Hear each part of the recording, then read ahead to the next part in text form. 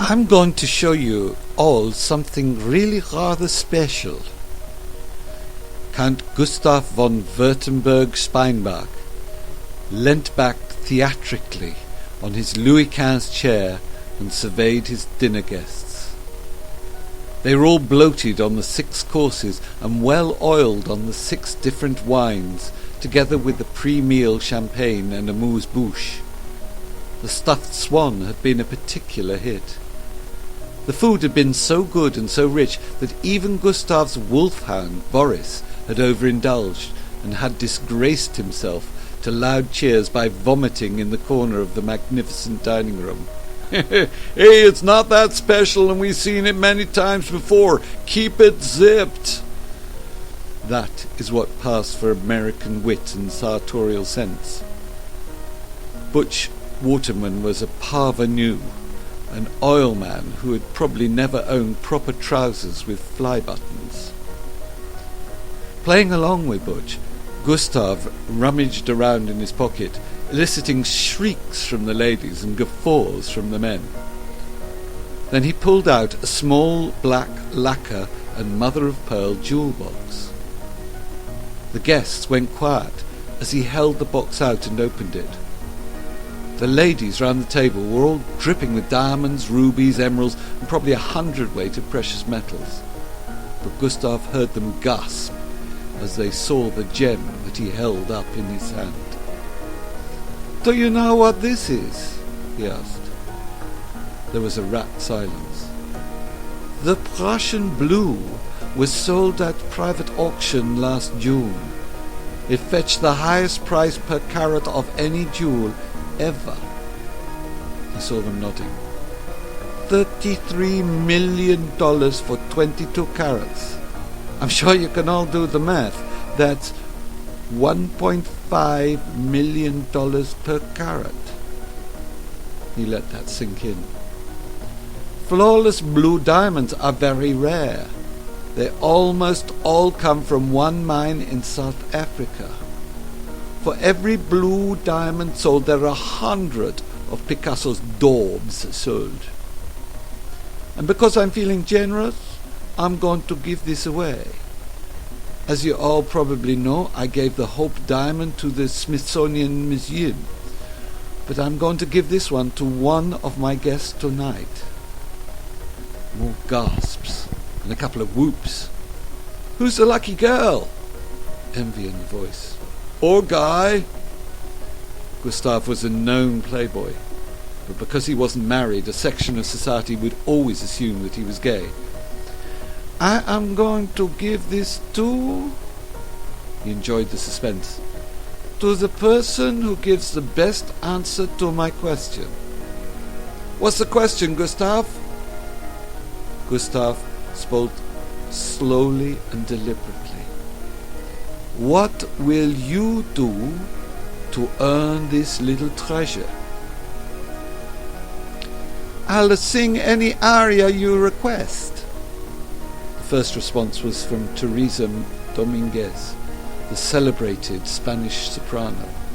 Very generous," Gustav said graciously, wondering if Teresa really did value her songs at $33 million a shot. "Any higher bid?" "I'll swing from your chandelier stark bollock naked." This was the Englishman, Lord Toby Frenchay. Why did Englishmen always want to take their clothes off? Gustav wondered. "Boring, you've done it before, Toby," someone called out.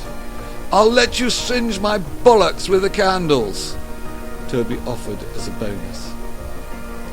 "I'll sleep with you," the dark-eyed, intense wife of the Italian Minister of the Interior offered. "I'll sleep with you," the Italian Minister of the Interior offered. "Give us a clue, Gustav," Butch Waterman said. "What are you looking for? I can name an art gallery for you. I'm opening a few in the next year as part of my charitable foundation." "I can get you a membership of the Order of the Golden Fleece," Henry Bertelsmann said, "but it may cost more than one gem." A loud voice from the far end of the table cut in.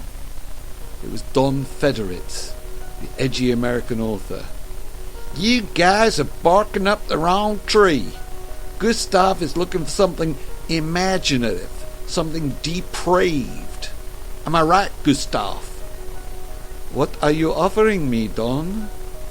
"I'm not gonna fuck your dog, but I might fuck your butler on the remains of the delicious sturgeon. Is that good enough?" Gustav smiled. "That's pretty good. Can anyone top that?" "I'll close a perfectly good factory, only a small one, I'm not totally mad, and lay off all the workers." Gustav laughed. Nice idea, Gunther.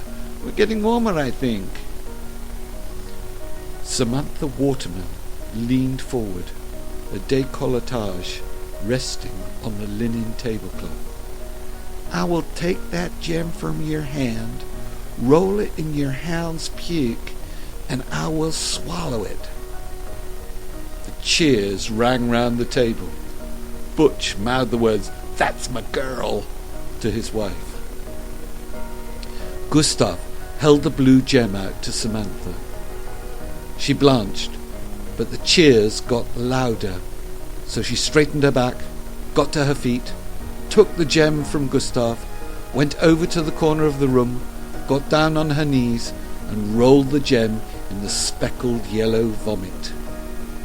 Standing up, holding the dripping gem daintily between two fingers, she put it to her lips. The guest roared her on. She gagged slightly and closed her eyes. She put the gem in her mouth. She swallowed.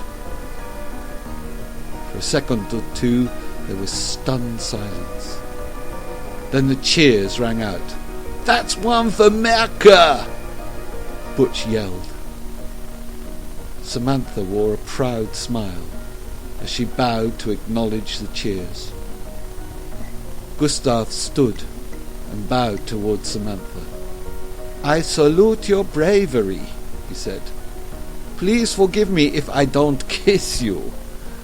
The gem is yours when it reaches the end of its journey." More guffaws and loud cheering. "Unfortunately, when you have your prize cleaned and analyzed, you will find that the gem you've swallowed is made of glass." Shocked silence. "I was careful to avoid saying that the gem I held was the Prussian blue.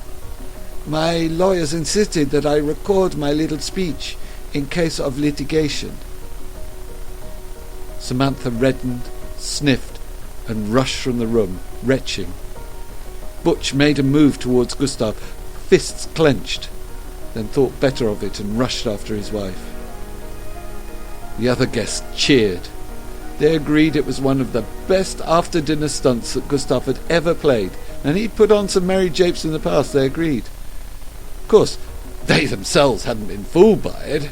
All their own offers had been in jest.